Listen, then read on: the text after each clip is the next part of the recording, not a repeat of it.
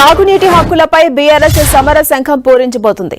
ఇవాళ పార్టీ నేతలతో మాజీ సీఎం కేసీఆర్ సమావేశం కాబోతున్నారు. మధ్యాహ్నం కేసీఆర్ అధ్యక్షతన బీఆర్ఎస్ ఎల్పీ రాష్ట్ర కార్యవర్గ సమావేశం జరగనుంది.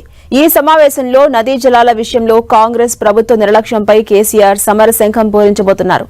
తెలంగాణ సాగునీటి హక్కుల రక్షణ కోసం కేసీఆర్ రంగంలోకి దిగబోతున్నారు. ఇవాళ తెలంగాణ భవన్ కు కేసీఆర్ రాబోతున్నారు.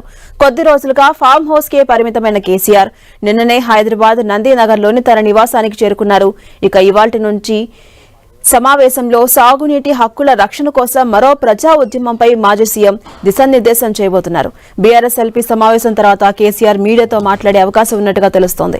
ఇక పాలమూరు రంగారెడ్డి ప్రాజెక్టులో 45 టీఎంసీలకే కాంగ్రెస్ ప్రభుత్వం ఒప్పుకుంది అనేది బీఆర్ఎస్ వాదన. నదుల అనుసంధానం పేరుతో ఏపీ జలదోపిడికి కేంద్రం సహకరిస్తుందని ఆ పార్టీ ఆరోపిస్తోంది. రాష్ట్రం నుంచి 8 మంది బీజేపీ ఎంపీలు ఉన్నా నోరు మెదపట్లేదని కేసీఆర్ ఆగ్రహం వ్యక్తం చేస్తున్నారు. కాంగ్రెస్ బీజేపీలను తెలంగాణ సమాజం ముందు దోషిగా నిలబెడతామని బీఆర్ఎస్ చెబుతోంది.